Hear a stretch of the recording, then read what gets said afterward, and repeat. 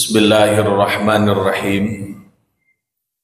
Assalamualaikum warahmatullahi wabarakatuh. Alhamdulillah hamdan katsiran thayyiban mubarakan fiik. Allahumma salli ala sayyidina Muhammad wa ala alihi wa sahbihi ajma'in. Amma ba'd. Subhanaka la ilma lana illa ma 'allamtana innaka antal alimul hakim. Bersyukur kehadirat Allah Subhanahu wa taala dengan mengucapkan alhamdulillahi rabbil alamin.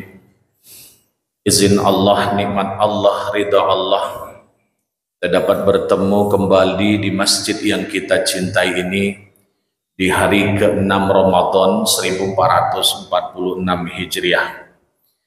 Kita berdoa semoga amaliyah kita di bulan suci Ramadan berterima di sisi Allah Subhanahu wa taala.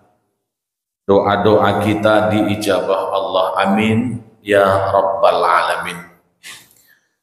Salawat dan salam kita persembahkan keharibaan alam Nabi besar Muhammad Rasulullah sallallahu alaihi wa alihi wasallam. Tema tausiah di hari ke-6 Ramadan 1446 Hijriah kali ini berjudul hubungan spesial antara anak dengan orang tua. Siapapun kita yang hadir pada kesempatan kali ini adalah anak dari orang tua yang kita miliki atau posisinya orang tua dari anak yang kita miliki. Sebuah keluarga menjadi hubungan yang paling indah ketika memang di keluarga itu terdiri antara orang tua dan anak serta keluarga besar lainnya. Begitu indahnya dan begitu spesialnya hubungan antara anak dengan orang tua. Maka pada kesempatan kali ini saya ingin menyampaikan paling tidak ada 3 hal yang menjadikan hubungan spesial antara anak dengan orang tua. Yang pertama, doa anak untuk orang tua itu pasti diterima Allah. Itu hubungan pertama. Buktinya adalah hadis Nabi Muhammad sallallahu alaihi wa alihi wasallam riwayat Imam Ibnu Majah. Ada 3 kelompok doa yang doa itu tidak pernah ditolak oleh Allah. Satu di antaranya adalah dakwatul walad liwalidihi, doa anak untuk kedua orang tuanya.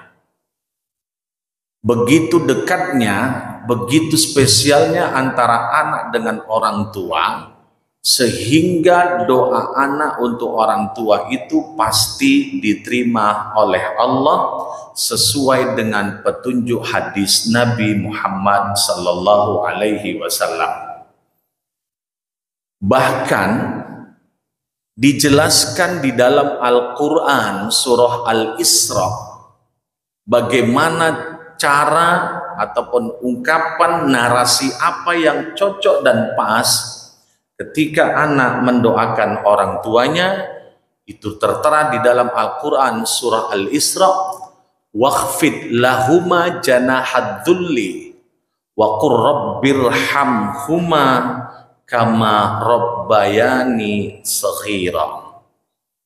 Inilah satu doa yang diajarkan Allah di dalam Al-Quran sebagaimana mendoakan orang tua dari anak-anak yang dimiliki. Satu juga di dalam Al-Quran diajarkan Allah dalam rangka mendoakan orang tua kita. Ayatnya itu awalnya Rabbi ja'alni muqimas shalah wa min dzurriyyati rabbana wa taqabbal du'a. Itu doa orang tua untuk anak. Setelah itu diajari Allah bagaimana cara mendoakan anak untuk orang tuanya. Rabbighfirli wali walidayya walil mu'minina yauma yaqumul hisab. Luar biasa itu susunan Al-Quran. Rabbi ja'alni muqimas sholah wa min dzurriyyati rabbana wa taqabbal du'a. Ini Allah mengajarkan sesuai mana doa Nabi Ibrahim, bagaimana orang tua mendoakan anaknya. Ayat selanjutnya diajari Allah bagaimana anak mendoakan orang tuanya. Rabbana gfirli wali walidayya walil mu'minina yauma yaqumul hisab. Rabbana gfirli, ya Tuhan kami, ampunkanlah. Rabbana gfirli, ampunkanlah diriku, wali walidayya, dan kedua orang tuaku, walil mu'minin, dan bagi orang-orang beriman, yauma yaqumul hisab, nanti ketika di hari akhirat. Bapak Ibu yang dirahmati Allah, tema ini sengaja saya sampaikan di kesempatan berbahagia ini di bulan suci Ramadan, hanya sekedar mengingatkan kita semuanya. Siapapun kita, jabatan apapun di dunia ini yang kita peroleh, status sosial apapun yang kita peroleh di dunia ini, ingat, posisi kita adalah anak dari orang tua yang kita miliki. Ensik kedua orang tua kita yang kemungkinan besar masih hidup bersama kita, ataupun mereka sudah wafat mendahului kita semuanya. Satu keistimewaan bulan suci Ramadan adalah semua doa umat Islam itu diijabah oleh Allah. Maka pada kesempatan kali ini saya ingin mengajak kepada kita, jangan lupakan di bulan yang baik ini, ya tentunya selain Ramadan, di bulan yang baik ini ada dua orang tua, ada dua makhluk yang sangat mengharapkan doa dari kita sebagai anaknya. Yang orang tua kita kemungkinan besar sudah berada di alam barzakh sana, di alam kubur. Kita tidak tahu sedang apa mereka di sana. Apakah mereka sedang mendapatkan nikmat kubur? Alhamdulillah. Atau sebaliknya, na'udzubillah, mereka mendapatkan siksa kubur yang diberikan Allah kepada dua orang tua kita. Semoga dengan doa-doa kita di bulan suci Ramadan ini untuk mendoakan kedua orang tua kita, insya Allah bisa meringankan siksa kubur mereka. Amin. Insya Allah bisa memasukkan dua orang tua kita ke dalam surga. Semua dosa ketidakbaikan orang tua kita waktu masih hidup diampuni oleh Allah Subhanahu wa Ta'ala. Amin. Maka oleh karena itu, maka benar Nabi itu pernah ditanya dalam hadis statusnya itu hadis Hasan. Rasul itu pernah ditanya oleh sahabat waktu itu, ya Rasul, orang tuaku itu sudah meninggal. Orang tuaku itu sudah wafat. Apakah aku masih bisa berbakti kepada dua orang tuaku walaupun mereka sudah wafat? Nabi menjawab, na'am, bisa. Satu di antaranya Nabi mengajarkan dalam rangka berbakti kepada orang tua kita yang sudah wafat, wal istighfaru lahuma, yaitu mohon ampunkan untuk dua orang tua kita. Biasanya Bapak Ibu kalau istighfar untuk kita sendiri kan astaghfirullahal azim. Ketika untuk digandengkan dengan orang tua kita, astaghfirullah li wali walidayya. Ya Allah, ampunkanlah dosaku dan dosa dua orang tuaku. Satu lagi Nabi mengajarkan bagaimana untuk berbakti kepada orang tua kita, wassalatu alaihima, salat di situ artinya ad-du'a alaihima, doakan orang tua kita. Bapak Ibu, kita banyak memohon kepada Allah, banyak permintaan hidup, banyak permintaan ketika minta kita kepada Allah dalam ungkapan doa. Tapi satu, jangan sampai lupa kita doakan orang tua kita. Rabbana ghfirli warhamhuma kama rabbayani shaghira. Itulah hebatnya hubungan antara anak dengan orang tuanya. Yang pertama, doa anak untuk orang tuanya tidak akan pernah ditolak oleh Allah. Di kesempatan sholat tarawih, di kesempatan sholat witir, di kesempatan sholat tahajud, di sujud terakhir, ataupun setelah sholat, ataupun di tempat-tempat lain segala macam momentum apapun, jangan lupakan doakan orang tua kita. Itu hubungan spesial yang pertama. Hubungan spesial yang kedua adalah yang disebut dengan hubungan nasab. Apa itu hubungan nasab? Hubungan genetik, hubungan darah antara anak dengan orang tua itu nggak pernah bisa terpisahkan. Biasanya kalau anak laki kan pakai bin, kalau anak perempuan pakai binti. Muhammad bin Ngatijo, Fatimah binti Tukino, contohnya seperti itu. Itu kenapa? Karena diikat dengan hubungan yang sangat erat yang disebut dengan hubungan nasab.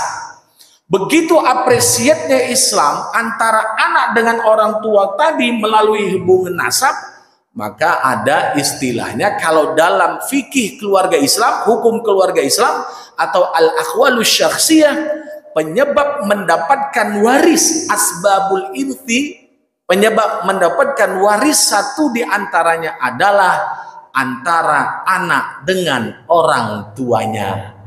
Ayahnya meninggal, ada harta, anaknya masih ada, anak jadi ahli waris. Kebalikannya, anaknya meninggal duluan, ada hartanya, bapaknya masih hidup, maka bapaknya menjadi ahli waris. Kenapa? Karena dibingkai, karena dibungkus dengan hubungan yang disebut dengan hubungan nasab.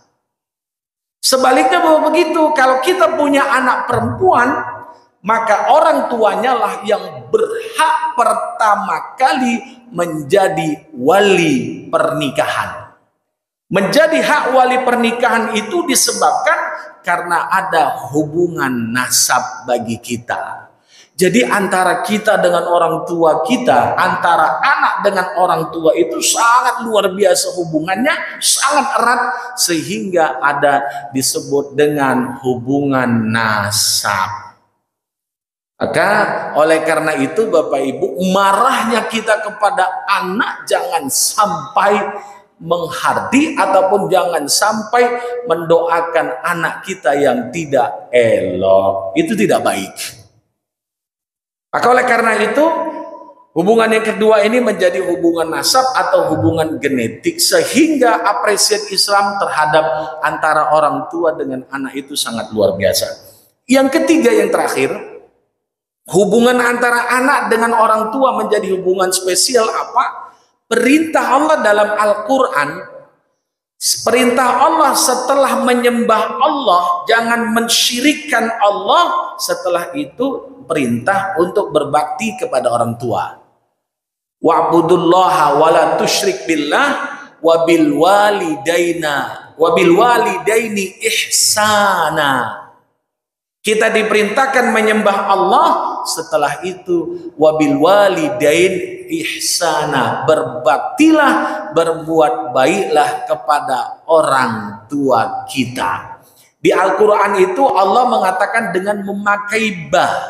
Dalam tasta bahasa Arab ataupun ilmu nahwu, ba itu al-ilsaq, yaitu begitu dahsyatnya, bagaimanapun hebatnya harus kita perhatikan, harus berbakti kepada dua orang tua kita. Jadi perintah menyembah Allah, setelah itu diiringi perintah selanjutnya berbakti kepada kedua orang tua. Maka ada istilahnya birrul walidain, uququl walidain. Birrul walidain, berbakti kepada orang tua, uququl walidain, durhaka kepada orang tua. Sehingga ada hadis yang sangat familiar, ridallah ridal walidain, sakhitallah sakhital walidain. Ridhonya Allah terletak kepada ridho kedua orang tua kita, marahnya Allah terletak marahnya atau terletak kepada marah kedua orang tua kita. Hadirin wal hadirat yang dirahmati Allah Subhanahu wa taala, kita sangat paham siapapun kita, apapun status kehidupan kita, kita harus paham, harus merasa koreksi diri bahwa kita adalah anak dari orang tua yang kita miliki, yang kemungkinan besar mereka sudah berada di alam kubur ataupun alam barzakh sana. Maka doakan terus orang tua kita yang kita cintai. Semoga dengan doa kita, dengan tetesan air mata kita sembari memohon ampun kepada orang tua kita, insya Allah bisa memadamkan api neraka. Dengan doa kita, semoga, karena bagaimanapun yang mereka tunggu ketika mereka sudah wafat, yaitu saja doa anak untuk mereka semuanya. Karena tidak ada amal-amal yang lain kecuali satu di antaranya adalah kita harus sering mendoakan orang tua kita. Bahkan menurut para ulama, sembari mendoakan, bacakan surah Al-Fatihah, kita hadiahkan, kita kirimkan, insya Allah bisa menghapuskan semua dosa orang tua kita yang kita cintai. Hadirin wal hadirat yang dirahmati Allah, tema ini hanya sekedar mengingatkan kita saja bahwa banyak dinamika di dalam kehidupan ini. Kita sibuk mencari nafkah untuk memenuhi kebutuhan keluarga. Istilah orang sekarang, kaki jadi kepala, kepala jadi kaki, dalam rangka untuk memenuhi kebutuhan keluarga. Sesibuknya kayak manapun, ingat, kita adalah anak dari orang tua yang kita cintai. Maka doakan untuk orang tua yang kita cintai itu. Maka sering juga kita bisikkan kepada anak-anak kita semuanya, bahwa anakku yang tercinta, nanti kalau aku sudah meninggal, doakanlah aku sebagai orang tuamu. Ini menjadi suatu hal yang kita mintakan kepada anak-anak kita. Bahkan sangat apresiatnya di dalam Islam itu, Bapak Ibu, kalau ada orang tua meninggal, berkaitan dengan hubungan nasab tadi, siapa yang berhak menjadi imam mensolatkan jenazah kita? Itu bukan para kiai, bukan para ustadz, bukan para tokoh masyarakat, bukan tuan guru. Yang berhak pertama kali menjadi imam mensolatkan jenazah kita, anak laki kita. Jangan ditawarkan kepada Pak Ustadz, silakan menjadi imam, kalau sementara ada anak laki kita. Maka sering bisikan kepada mereka, anakku, nanti kalau aku wafat duluan, kamulah nak putraku yang akan mengimami mensolatkan jenazahku. Didik mereka, berikan edukasi, berikan pendidikan berkaitan mensolatkan jenazah, karena anak laki kita lah yang berhak pertama kali yang mensolatkan, yang mengimami mensolatkan jenazah kita, bukan orang lain.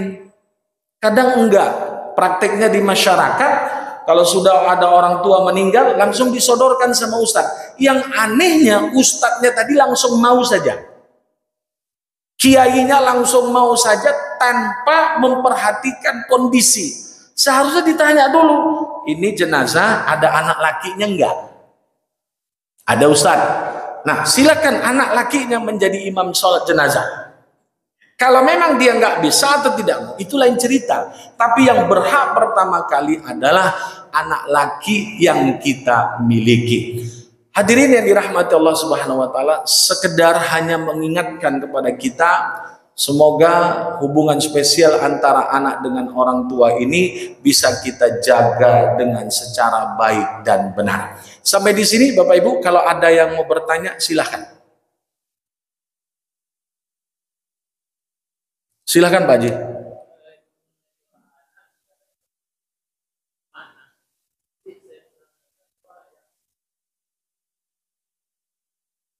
Ya, kalau hanya anak yang soleh diterima Allah, itu nggak benar. Jadi kan begini, itu ada hadisnya begini. Hadis Nabi itu ketika semua manusia itu mati, ada 3 amal. Idza mata banu Adam, in qata'a amaluhu illa min salas. Ketika manusia itu mati, semua amalnya terputus kecuali 3 hal. Satu di antaranya adalah waladin soleh yad'ulah. Anak yang soleh yang selalu mendoakan orang tuanya. Termasuk anak yang soleh adalah mendoakan orang tuanya. Jadi bukan dia mesti soleh, paham maksudnya Bapak Ibu ya? Termasuk perbuatan, termasuk kategori anak yang soleh itu apa?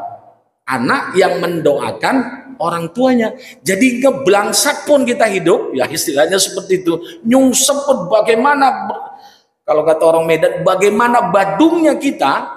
Tapi ketika kita mendoakan orang tua, itu termasuk anak yang soleh. Jadi ciri khas. Nah, jadi begitu, itu tolong pahami hadis itu. Ciri khas anak yang soleh itu adalah anak yang mendoakan orang tua. Bukan berarti anak yang soleh saja yang doanya itu diterima oleh Allah. Bisa dipahami Bapak Ibu ya? Jadi pemahaman hadis itu harus kontekstual, harus betul-betul secara proporsional. Satu lagi dikuatkan dengan hadis tadi, doa anak untuk orang tua ijabah. Status anak gimana? Tidak dijelaskan mesti orang baik, tidak dijelaskan orang kayak manapun. Yang penting anak mendoakan orang tuanya itu diijabah oleh Allah Subhanahu wa ta'ala. Jadi ciri khas anak yang soleh adalah yang selalu mendoakan orang tuanya. Masya Allah. Begitu, jangan dikapling. Wah, anaknya ngeblangsak, doanya nggak diterima. Oh tidak. Soleh dan tidak soleh, justru kalau kita mendoakan orang tua kita, itulah termasuk ciri khas anak yang soleh. Begitu Pak Haji ya. Ada lagi? Ibu ada yang mau bertanya? Ya silakan Pak.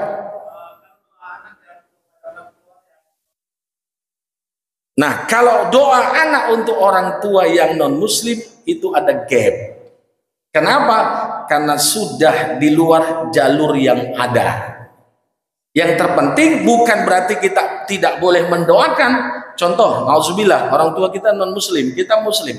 Doakan saja orang tua kita, walaupun dia seperti itu, semoga selama hidupnya dan bagaimanapun semoga dia diampuni oleh Allah Subhanahu wa ta'ala. Bukan berarti kita tidak boleh mendoakan mereka, silahkan saja ya. Apa namanya, Nabi Muhammad juga sering ada beberapa riwayat itu mendoakan pamannya Abu Thalib.